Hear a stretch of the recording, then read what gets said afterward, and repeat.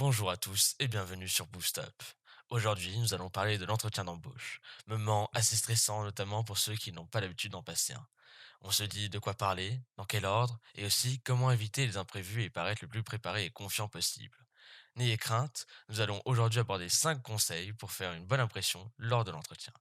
En premier, nous aborderons la communication verbale et non verbale. Puis nous allons voir la maîtrise des connaissances sur l'entreprise, suivi d'une partie sur les soft skills et ses défauts perfectibles. Et dans une quatrième partie, nous verrons comment mieux se mettre en avant au niveau des expériences vécues. Et enfin, pour terminer, nous verrons comment éviter les questions pièges et les quiproquos. Quand on traite de faire bonne impression en entretien, on en vient rapidement au sujet de la communication indirecte et directe.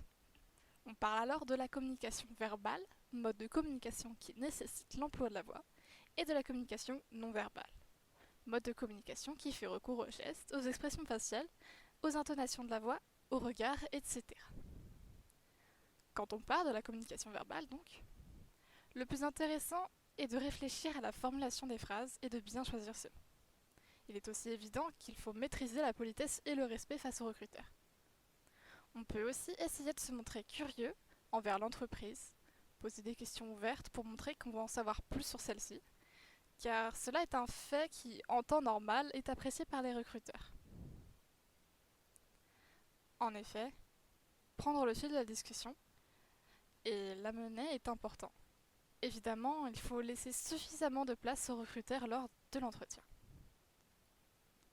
En ce qui concerne l'analyse de la communication verbale, celle-ci doit être prise en compte selon le contexte. Les divers éléments notifiables se complètent souvent, mais un geste isolé ne veut pas forcément dire quelque chose.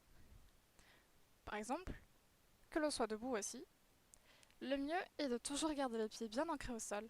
Il ne faut pas croiser ses jambes, rester ouvert au niveau des pieds, cela montre qu'on est ouvert à la conversation. Le regard est souvent négligé et plus difficile à contrôler. Il est évident qu'il faut éviter d'avoir un regard fuyant. Sinon, certains mouvements peuvent signifier des réflexions particulières. Par exemple, regarder vers le haut pour penser à des situations vécues, plutôt revisitées, qui sont donc à éviter. Vers le bas pour des émotions ressenties et souvenirs. Le plus simple est de bien regarder son interlocuteur sans fixer constamment, sinon ça fait un peu peur. Il faut aussi se tenir droit, car en effet, être en arrière fait ressentir un manque d'ouverture à la conversation. Évidemment, il faut se tourner vers son interlocuteur, on ne tourne pas le dos.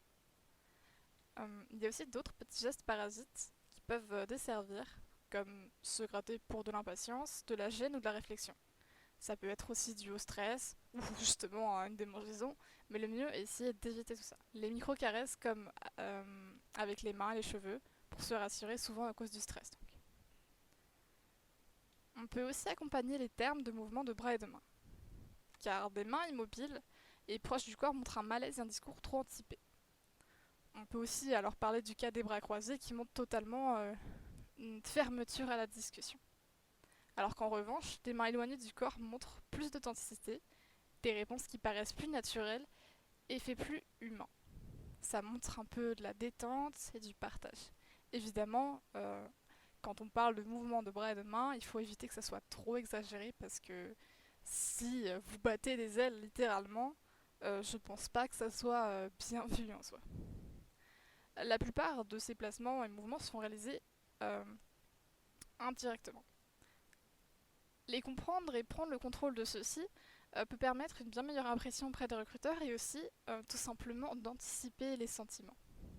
Car par exemple, dans le cadre autre pour le coup que les entretiens, prendre des postures qui sont naturellement émises lors d'un sentiment fait qu'il est plus facile de ressentir ces sentiments après.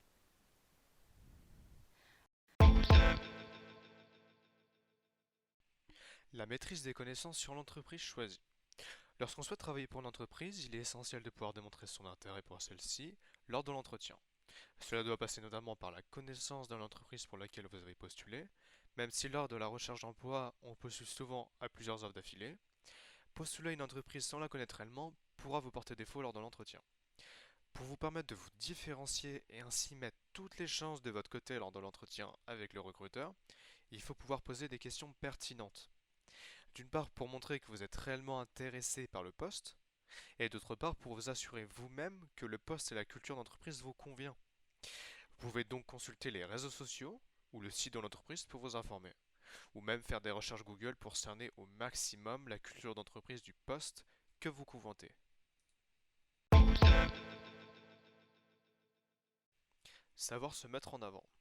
Pour compléter le point précédent, il est également important de mettre en avant ses qualités intelligemment et aussi de montrer des défauts perfectibles. Savoir se mettre en avant permet de montrer aux recruteurs que vous savez ce que vous voulez et ce que vous valez. Les hard skills définissent vos compétences techniques, tandis que vos soft skills définissent vos compétences comportementales.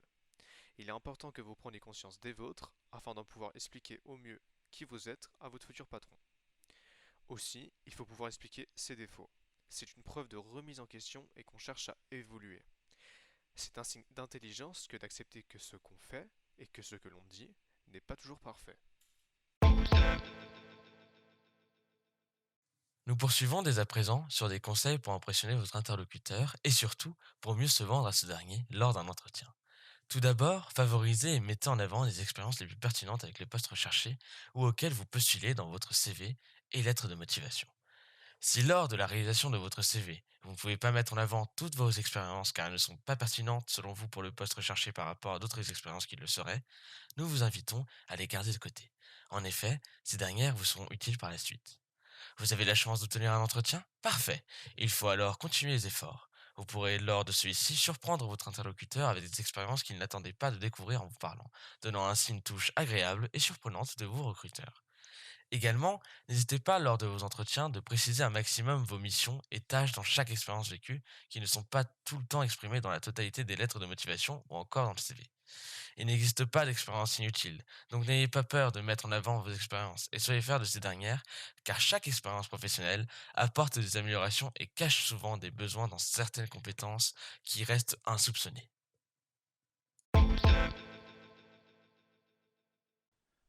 Dans cette dernière partie, je vais vous parler des comportements à avoir et des pièges à éviter. Nous allons savoir comment anticiper certaines questions pièges lors de l'entretien, adopter les bonnes règles de politesse et enfin éviter les quiproquos en améliorant sa communication. Anticiper les questions pièges. Alors, lors de votre entretien, le recruteur peut être tenté de poser des questions pièges afin de mieux cerner la personne en face de lui, savoir comment elle se comporte, comment elle réagit, et aussi comment elle anticipe ce genre de questions. Nous allons voir deux questions qui sont souvent posées et voir comment nous pouvons au mieux les déjouer.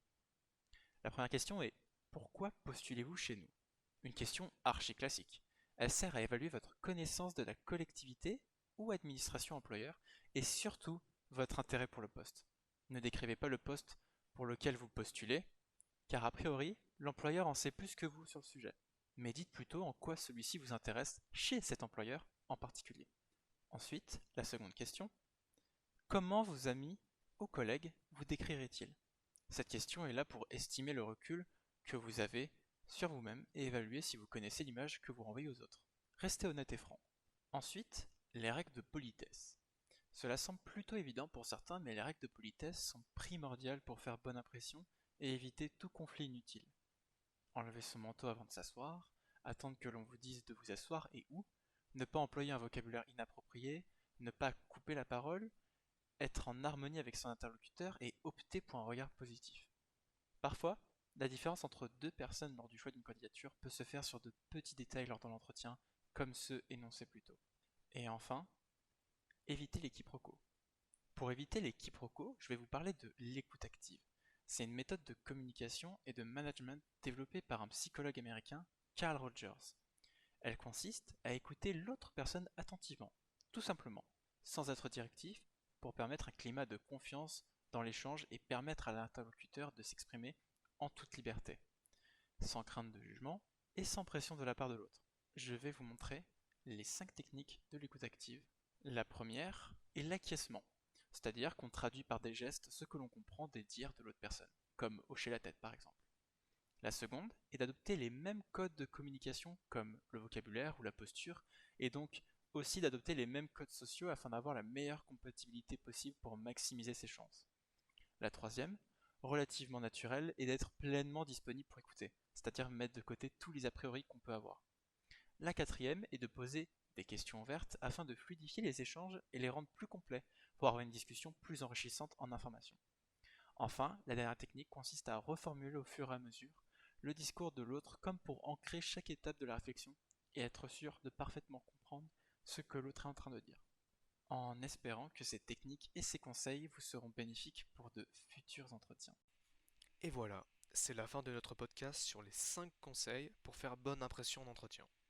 Nous espérons que chacun de nos points vous ont aidé à y voir plus clair, savoir quelles choses améliorer, découvrir et approfondir pour pouvoir passer un très bon entretien. À la prochaine!